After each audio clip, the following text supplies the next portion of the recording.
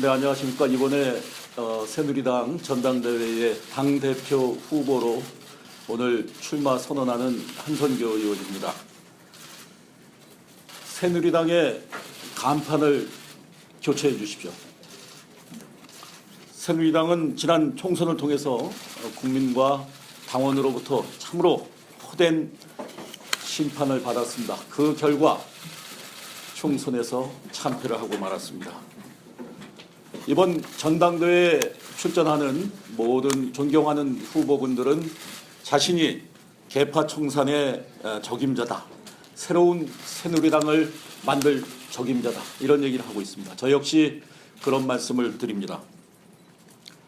하지만은 저 혼자 계파 청산을 해낼 수 없다는 말씀도 드리겠습니다.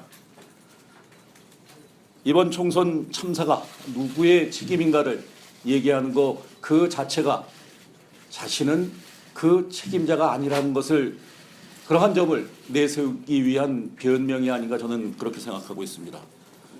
저는 저 역시 책임져야 되는 사람입니다. 우리 모두 함께 책임을 집시다. 표로 심판을 받은 것은 정부도 아니고 청와대도 아니고 바로 우리 새누리당입니다. 내년 재보궐선거 있습니다. 또 대통령 선거도 있습니다. 여기서 새누리당이 똑같은 모습으로, 똑같은 얼굴로, 똑같은 세력으로 내년을 맞이한다면 저는 올해보다 더한 그런 커다란 심판이 있으리라 믿습니다. 따라서 이번 전당대회는 그 어느 때보다도 의미가 전 다르다고 생각합니다. 지난 2002년 차떼기 정당, 2004년 탄핵 정당, 우리에겐 얼룩진 오욕의 역사들이 있습니다. 그때부터 지금까지 우리는 그런 위기가 올 때마다 혁신이 비대위를 입에 달고 살았습니다. 그 결과 지금 혁신이 됐습니까? 변화가 됐습니까? 개혁이 됐습니까? 늘 하는 척만 했습니다. 기업들은 어떻습니까? 우리와 같은 목숨을, 죽음을 앞에 둔 그런 위기 상황이 있을 때는 그들은 모두 바꿉니다. 제일 먼저 바꾸는 것은 CEO를 바꿉니다. 그에게 전권을 줍니다. 기존에 있던 그 실패와 위기를 자초했던 CEO는 어느 기업에서도 그 자리에 앉아있지 못합니다. 한번 돌이켜봅시다. 2004년부터 지금까지 우리는 어떠한 계파, 어떠한 계파에 의해서 서로 공수를 교대해가면서 이제까지 지내왔습니다. 그 결과는 아무것도 변한 것이 없다는 것이죠. 이번도 마찬가지입니다. 우리는 비대위를 결성했습니다. 외부에서 훌륭한 인재들을 모셔다가 거기에 혁신자까지 붙여서 혁신 비대위를 만들었지만 어떻게 됐습니까? 한 번에 의원총회에서 모바일 투표 불가라는 특정 계파의 주장에 맥없이 주저앉고 말았습니다. 접고 말았습니다. 새누리당의 혁신은, 변화는 인적 교체 없이 저는 이루어질 수 없다고 생각합니다. 국민들은 사람이 바뀌어야지만, 새누리당의 간판이 바뀌어야지만 새누리당이 이제는 뭔가 바뀌겠구나 하는 기대감과 호기심을 갖는다고 생각합니다. 계파 청산도 마찬가지입니다. 아까 말씀드린 대로 특정 계파가 공수를 교대해가면서 이제까지 그들이 갖고 있는 기득권을 한 번도 내려준 적이 없습니다. 여기 기자 여러분들은 아마 쭉 봐왔으리라 믿습니다. 친박이건 비박이건 자신들이 갖고 있는 특권, 기득권을 내려놓고 내놔야지만 새누리당의 변화가 있을 수 있습니다. 그래야 하나가 될 수 있습니다. 또한 이번 전당대회 당대표의 역할 중에 가장 중요한 것은 내년 정권 재창출입니다. 모든 국민들은 새누리당을, 우리 당원들은 새누리당을 야단치고 외면해서 제1당이 아닌 2당을 만들었지만은 그날부터 걱정을 하셨습니다. 과연 내년에 박근혜 정부에 이어서 새누리당이 정권을 계속 유지할 수 있을까? 아마 거기에 대한 불안감은 저도 그렇고 여러분도 마찬가지라고 생각을 합니다. 열심히 하겠습니다. 그리고 공정한 경선을 이끌어 나가겠습니다. 그 어느 원외위원장을 만났더니 이런 말씀을 하시더군요. 정말 몇 번의 총선 공천 신청을 해봤지만 이번처럼 경선을 통해서 자신이 후보가 된 거는 3번째 처음이라고 말씀을 하셨습니다. 그분은 그러한 벅찬 희망을 갖고 총선에 출마했지만은 결과는 낙선이었습니다. 그분은 울었습니다.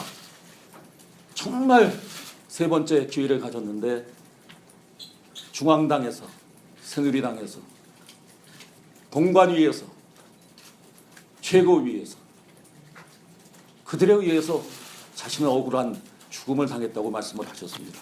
그분들에게도 희망을 드리겠습니다. 원해는 중앙당과 지역과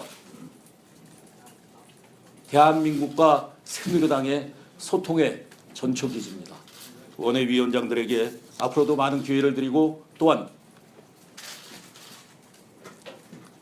제2부총장뿐 아니라 정책위에도 능력 여부에 따라서 저희들은 충분히 기용하도록 하겠습니다. 제가 당대표가 된다면 중요한 보직에 젊은 인사들을 전면 배치하겠습니다. 이것은 국회의원, 현재 국회의원도 마찬가지고 우리 사무처 당직자들도 마찬가지입니다. 그들의 젊은 힘과 젊은 생각과 그들이 펼칠 수 있는 미래의 모든 세계를 그들의 몫으로 넘겨주겠습니다. 이제는 당청 간의 수직 수평을 논할 때가 아니라고 저는 생각합니다. 이제 청와대는 내년 말이면 후년 초면 모든 것을 다음 정부에 넘겨줘야 되는 그런 시기가 하루하루 다가오고 있습니다. 이제는 누가 위냐 누가 미치냐가 아니고 동지적인 당청 관계를 갖겠습니다. 그것이야말로 하나가 되는 당청이 아닐까 하는 생각을 갖고 있습니다. 또한 우리는 내년 대선을 준비해야 됩니다. 그것은 후보 본인만이 아니고 우리 새누리당이 좋은 후보를 뽑아서 좋은 정책으로서 그들을 도와주고 밀어줘야지 가능한 일이 아닐까 생각합니다.